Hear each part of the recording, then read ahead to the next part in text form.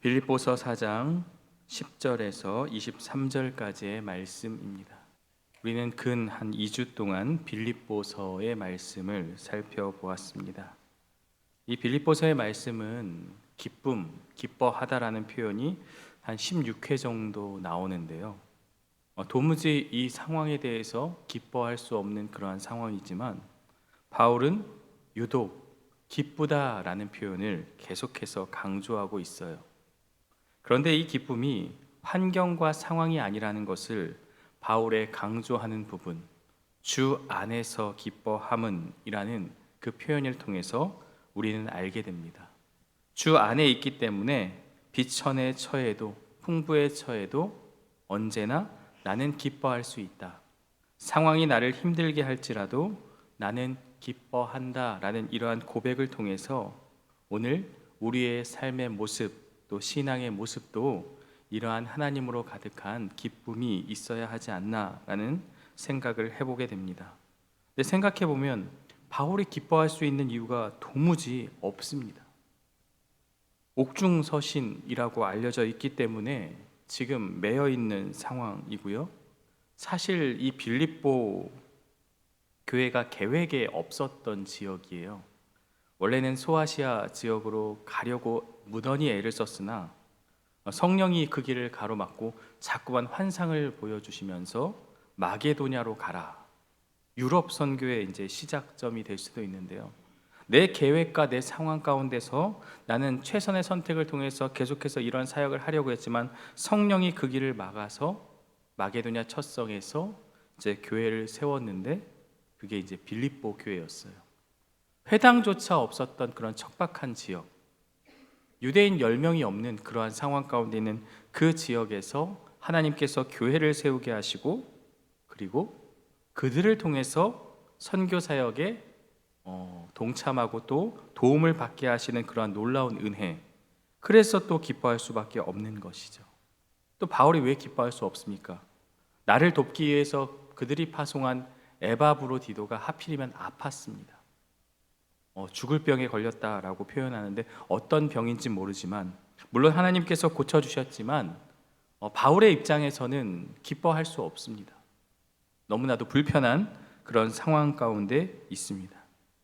그리고 또 빌립보 교회 안에도 유오디아와 순두계를 비롯한 몇몇 지도자들의 어떤 그런 갈등과 분열 다툼, 또 교회 안에 계속해서 거짓 교사들, 할례당들이 들어와서 해집는 그러한 상황, 또 바울이 매인 것을 보고 바울로 인하여서 바울의 대적자들이 복음을 전하긴 하는데 바울에게 해를 주기 위해서 그렇게 또 복음을 전하는 그런 상황들, 이 모든 것들을 보면 다 기뻐할 수 있는 이유가 하나도 없다라는 것을 보게 됩니다.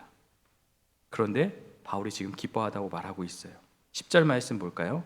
내가 주 안에서 크게 기뻐함은, 크게 기뻐한다라는 표현이 거의 처음 등장한다고 볼 수 있어요. 내가 매우 크게 기뻐한다. 이 기쁨은 내가 말로 주체할 수 없다라는 그런 얘기를 해요. 역시 주 안에서 기뻐함은입니다. 너희가 나를 생각하던 것이 이제 다시 싹이 나미니 너희가 또한 이를 위하여 생각은 하였으나 기회가 없었느니라. 생각하던 것이 무엇입니까? 바울의 선교 사역에 동참하려는 그런 마음, 또 물질이 될 수 있겠죠. 선교 헌금.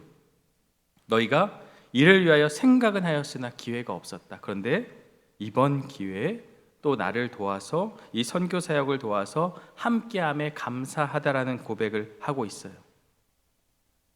그런데 11절부터 쭉 보시면요, 물론 14절에 잠깐 나오지만 바울은 빌립보 교회에 대해서 이 헌금을 보내준 것에 대해서 크게 이야기하거나 너무 감사하다는 얘기를 전혀 하고 있지 않아요. 그냥 이렇게만 언급하고 하나님에 대해서만 이야기하고 있어요. 하나님이 가려질까 봐 이 일이 나를 위한 일이 될 수도 있지만 이 모든 것이 하나님이 나에게 주신 은혜요, 하나님이 하신 일이기 때문에 바울은 그것을 강조하고 있다고 볼 수 있어요. 제가 선교사라면, 또 선교 사역을 한다면 이렇게 선교 후원금 또 선교 헌금을 보내준 사람에 대해서 너무 감사합니다. 이렇게 썼습니다. 너무너무 감사해서 감동했습니다. 라고 한 10절 이상 막 썼다고 하면 빌립보 교회가 인간적인 관점에서 더 많이 도와주지 않았겠습니까?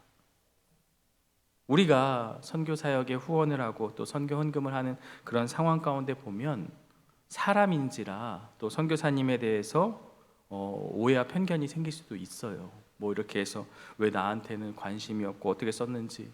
그런데 저는 이 말씀을 보면서 우리가 흘러갔으면, 하나님께 드렸으면 그것은 그것으로 끝이다. 또 그리고 그것을 사용하고 또 그것을 운용하는 몫은 또 이 선교사님에 대해서 하나님께서 함께 하심을 통해서 하는 일이다. 인간적인 인사를 받거나 인사치를 받는 것은 하나님의 영광을 가리는 일이다라는 것을 저도 이 말씀을 보면서 깨닫게 되었습니다. 지금 빌립보 교회가 그러한 마음으로 바울을 도왔고, 바울은 감사의 인사를 하지만 정말 중요한 것은 이제 11절부터 이야기하고 있어요. 내가 궁핍함으로 말하는 것이 아니다. 내 처지가 힘들어서 더 도와달라고 그렇게 말하는 것이 아니다. 어떠한 형편에든지 나는 자족하기를 배웠다. 이 정도 말하면 빌립보 교회가 인간적인 마음이라면 선교 헌금을 끊어버리고 싶을 것 같아요. 아니, 고맙다고 더 해야지. 그런데 바울은 그런 사람이 아니었죠. 지금 하나님의 영광이 가려지는 그 순간에 하나님을 드러내기 위해서 계속해서 말하고 있어요. 나는 어떤 형편에든지 자족하기를 배웠다. 헌금 때문에 기뻐하는 게 아니다. 내가 넉넉해져서 기뻐하는 게 아니다 라고 말하고 있어요. 12절에 뭐라고 기록되어 있습니까? 나는 비천에 또 풍부에 처할 줄도 알아. 이게 사도 바울의 인생 아닙니까? 모든 일, 곧 배부름과 배고픔과 풍부와 궁핍에도 처할 줄 아는 일체의 비결을 배웠다. 일체의 비결이라는 것은 그 비밀을 다 전수받았다. 하나님께서 채워주시고 하나님께서 모든 것을 내 삶 가운데, 내 사역 가운데 역사하신다라는 것을 고백하는 너무나도 큰 믿음의 고백이라는 거예요. 환경, 나의 상황이 나에게 기쁨을 주는 것이 아니라 예수님으로 말미암아 기뻐한다. 그래서 비천할 때도 풍부할 때도 배부를 때도 배고플 때도 나는 하나님과 함께 하고 있기 때문에, 또 채워주시는 하나님, 비천할 때는 채워주실 것이요 풍부할 때는 이 물질을 또 다른 교회, 또 다른 선교 사역에 흘러가게 할 수 있는 그 하나님, 그 하나님의 은혜. 그래서 나는 그 모든 것들을 이 사역을 통해서 내가 배웠다. 일체의 비결을 알게 되었다. 이 비밀을 알게 되었다라고 지금 바울이 고백하고 있습니다. 그리고 우리가 잘 아는 13절의 말씀, 딱 이 구절만 뗀다면 아멘이 절로 나오겠죠. 내게 능력 주시는 자 안에서 내가 모든 것을 할 수 있다. 우리는 모든 것을 할 수 있다. 여기에 집중하고 이 말씀을 보고 있어요. 그러나 11절, 12절의 그 내용을 보고 이 13절의 말씀을 해석해야 되고요. 더 중요한 건 모든 것을 할 수 있는 것이 중요한 게 아니라 내게 능력 주시는 자가 누구냐, 그리고 그분 안에서 할 수 있다라는 이 말을 우리가 더 강조해야 합니다. 내가 모든 것을 할 수 있다, 내가 모든 것을 감당할 수 있다, 절망의 상황에서도 내가 다 할 수 있다, 이런 긍정의 힘, 어떤 그런 긍정적인 그러한 만능의 그것을 이야기하는 게 아니라 내게 능력 주시는 자 안에서, 그 하나님의 뜻 안에서, 하나님의 뜻 가운데서 하나님의 일을 할 수 있다지, 내가 원하고 바라고 구하는 것을 할 수 있다가 결코 아니라는 것을 우리는 이 말씀을 통해서 깨달아야 합니다. 제가 신앙생활 할 때도 이 말씀 가지고 내게 능력 주시는 자 안에서 물질에 충만한 복이 임할 것입니다 라고 하면 다들 아멘을 했습니다. 힘들게 살았으니까, 자녀가 잘 되고 형통하고 다 서울대 가고 막 이런 이야기들을 하셨습니다. 아멘이 절로 나오죠. 좋은 얘기니까. 그러나 이 말씀은 내게 능력 주시는 자 안에서, 하나님 안에서 하나님 뜻 가운데서 하나님의 뜻이 이루어진다라는 것이 중요하다는 것을 말씀하고 있어요. 지금 바울의 상황 가운데 능력을 주시는 분은 누구입니까? 솔직히 말하면 헌금으로 돕는 빌립보 교회 성도들이 감사하죠. 내게 능력 주시는 자가 그들 같아 보여요. 하지만 바울은 이야기하지 않아요. 지금 나의 모든 상황은 하나님의 뜻 가운데서 하나님이 모든 것을 이루셨다. 바울의 신앙 고백, 선교에 대한 생각, 그의 인생, 그의 삶의 모습, 오늘 우리도 내게 능력 주시는 자 안에서, 하나님 안에서 하나님의 일을 감당하는 저와 여러분들 되시기를 주님의 이름으로 축원합니다. 14절 말씀을 보면요, 그러나 라고 이야기하고 있어요. 너희가 내 괴로움에 함께 참여하였으니 잘하였도다.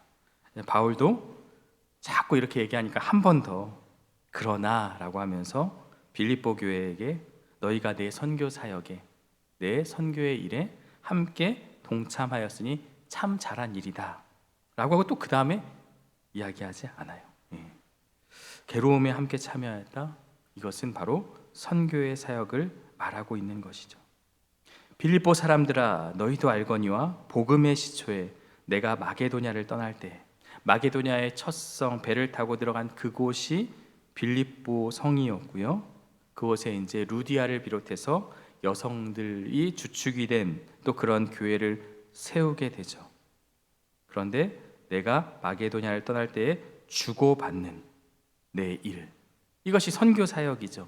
그냥 받기만 한 게 아니라 너희가 주고 나는 그것을 통해서 또 선교 사역을 하고, 또 선교 사역에 동참한 그들은 또 하나님으로부터 또 은혜를 받게 되는 어떤 그런 기브 앤 테이크가 아니라 돕고 또 기도함을 통해서 풍성하게 내 안에 하나님께서 그러한 사랑의 마음과 또한 넉넉히 채워주시는 은혜를 누리는 그 주고받는 내 일에 참여한 교회가 너희 외에 아무도 없었다. 데살로니가 교회도 있었고 뭐 베레아 교회도 있었고 뭐 아데네도 여러 교회들이 있었지만 그 교회들은 왜 나를 안 도와주냐라는 그런 얘기가 아니라 다 교회마다 형편이 어려웠어요. 자립하기가 어려웠어요. 특히나 빌립보 교회는 더욱 그러했지만 그럼에도 흘려보내는 그 사역에 대해서 바울이 지금 이야기하고 있습니다. 그런데요, 16절에 보니까 한 번뿐 아니라 두 번이나 나의 쓸 것을 보내었도다. 나의 쓸 것이라고 하지만 하나님의 일이 될 수 있겠죠. 바울이 뭐 이 돈을 통해서 자기가 먹고 마시고 뭐 이런 일에 다 쓰지 않았겠죠. 모든 것을 다 하나님을 향하여서 선교 사역을 위해서 감당했던 것이죠. 지금 빌립보 교회는 넉넉하지 않지만 기쁨으로 바울에게 선교를 위해서 보냈던 것입니다. 17절에 보니까 내가 선물을 구함이 아니요, 더 달라고 내가 그렇게 구하는 것이 아니다. 더 달라고 구할 거면 20절부터 끝까지 빌립보 교회 정말 대단하다, 이렇게 많이 보내줘서 내가 이런 사역을 했다, 계속해서 이야기하겠죠. 하지만 그게 아니란 걸 다시 한번 얘기하고 있어요. 오직 너희에게 유익하도록 풍성한 열매를 구함이라. 너희는 돕고 우리가 함께 기도하며 신앙의 유익을 위해서 너희들에게는 하나님의 은혜가 충만하기를 나는 그것을 간절히 구한다. 더 달라고, 더 많이 도와달라는 말이 아니라 너희가 이렇게 선교 사역에 동참하고 함께하는 것을 통해서 너희 인생과 삶 가운데 하나님께서 큰 은혜와 또 기쁨을 주실 것을 나는 그것을 위해서 기도한다. 정말 사랑하는 그런 관계 가운데서 빌립보 교회를 위해서 기도하는 바울의 모습을 발견하게 됩니다. 18절에 보면요, 내게는 모든 것이 있고 또 풍부한지라 계속 강조하고 있어요. 정말 모든 것이 있을까요? 부족하고 너무나도 모자랐겠죠. 지금 바울이 세운 교회들, 도와달라는 교회들, 힘든 교회들, 또 힘들어하는 자들이 얼마나 많았겠습니까? 그런데 바울은 모든 것이 있고 또 풍부한지라, 하나님이면 충분하다, 하나님으로 만족한다, 하나님이 나와 함께 하시니 나는 비천에 있어도 나는 감사하다. 지금 그 이야기를 하고 있어요. 나는 모든 것이 풍부하다. 그러면서 에바브로디도 편에 너희가 준 것을 받음으로 내가 풍족하니, 마치 이제 영수증과 같은 그런 개념이죠. 여러분이 보낸 것을 내가 받았습니다 라는 그런 얘기를 하고 있어요. 이는 받으실 만한 향기로운 제물이요 하나님을 기쁘시게 한 것이다. 내가 받았는데 그 일이 나를 기쁘게 한 것이 아니라 하나님을 기쁘시게 하는 일이다 라는 것을, 내가 받은 게 아니라 하나님이 받으신 제물이 되었다, 향기로운 그러한 제물이 되었다라고 말하고 있습니다. 하나님께서 받으셨다. 19절 말씀입니다. 나의 하나님이 그리스도 예수 안에서 영광 가운데 그 풍성한 대로 너희 모든 쓸 것을 채우시리라. 빌립보 교회 모든 성도들의 그러한 필요와 그러한 모든 것들을 하나님께서 채워주실 것이다. 어떤 기복적인 신앙을 말하는 게 아니라요, 하나님께서 너희들의 삶 가운데 함께 하심을 통해서 풍성한 은혜가 임할 것이다 라는 그러한 바울의 간절한 기도라고 볼 수 있어요. 그러면서 이 모든 것에 있어서 하나님 우리 아버지께 영광을 돌리며 이 편지를 마무리하고 있습니다. 그러면서 이제 21절부터 23절까지는 이제 문안 인사를 하게 돼요. 이 부분은 특별한 부분은 없지만요, 22절에 보면 특히 가이사의 집 사람들 중 몇이니라. 이 가이사의 집이라는 것은 황제의 측근, 황제의 어떤 그런 일을 도와서 하는 그런 어떤 그런 신하의 개념이 되겠죠. 지금 바울이 옥에 갇히고 하는 그 모든 가운데 근위대에게도 복음이 전하여지고, 우리가 사도행전에서 보면 간수에게도 복음이 전하여지고, 또 재판을 받을 때도 그곳에서 계속해서 복음을 전하는데, 이 복음의 능력이 가이사의 집 사람들 중 몇에게 문안을 한다는 것은 그들 역시 하나님의 사람이 되었다라는 것을, 복음의 능력과 복음의 확장성과 또 복음의 놀라운 그런 은혜가 지금 바울을 통하여서 하나님께서 이루셨다라는 것을 우리는 알 수가 있습니다. 그러면서 주 예수 그리스도의 은혜가 너희 심령에 있을지어다 라고 말하며 모든 것이 하나님의 은혜라고 고백하며 빌립보서의 편지를 마치고 있습니다. 이 빌립보서의 말씀을 통해서 우리는 무엇을 보게 됩니까? 주 안에서 기뻐함에 대해서 생각해 봅니다. 우리는 환경에 흔들리는 그러한 믿음을 갖고 있지 않습니까? 내 삶에 있어서 하나님께서 고난과 또 어려움을 주시면 하나님이 어째서 나에게 이런 일을 주십니까? 라고 따지듯이 한탄하거나 하나님께 물을 때가 있습니다. 하지만 우리는 돌아보니 모든 것이 하나님의 은혜입니다라는 고백이 이 바울의 이 말씀을 통해서 우리가 깨닫고 그러한 삶을 살아야 할 것입니다. 그리고 우리가 분명히 기억해야 될 것은 누가 우리의 삶을 채워주시는지를 안다면 우리가 가진 것에 걱정할 필요가 없다. 우리의 환경에 대해서 걱정할 필요가 없다라는 것. 지금 바울도 누가 나를 채워주시는지, 빌립보 교회가 채워주는 게 아니라 하나님이 내 인생 가운데 개입하셔서 채워주기 때문에 가질 것이 없어서 걱정하는 게 아니라 채워주시는 분이 하나님이고 그분이 나와 함께하고 있기 때문에 나는 걱정과 염려하지 않는다. 이것은 자만과 교만이 아니라 겸손입니다. 하나님 안에서 내가 모든 것을 자족할 수 있는 건 교만이 아니라 하나님과 함께함을 믿는 믿음이다라는 것, 그것을 기억하고 우리 삶에 채워주시는 분이 누구신지를 우린 알고 있기 때문에 그 하나님을 통하여서 또 풍성한 은혜가 우리 안에 있기를 또 간절히 구해야 하고요, 또 내게 능력 주시는 자 안에서 모든 것을 할 수 있다, 이 말씀을 통해서. 그러나 분명한 것은 그렇다고 하나님이 모든 것을 하시니 내가 아무것도 하지 말고 그냥 하나님 다 하시니까 라는 것이 아니라, 바울도 내가 할 것을 했잖아요. 열심히 선교 사역을 하고 그 안에서 복음이 전하여지도록 열심을 다해서 하나님의 일을 하였습니다. 내가 할 것, 지금 내 상황에서 할 수 있는 하나님의 일을 하면 하나님께서 또 함께함을 통해서 그 능력 주시는 자 하나님 안에서 내가 그 일을 감당할 수 있다라는 것을 우리에게 말씀하고 있습니다. 마지막으로 이 말씀을 통해서 이 빌립보서의 결론의 내용, 왜 바울이 기뻐할 수 있는가? 왜 바울이 행복할 수 있는가? 바로 그것은 환경이 아닌 하나님이 함께 하십니다. 그리고 바울은 그것을 빌립보 교회 성도들에게 강조하고 있습니다.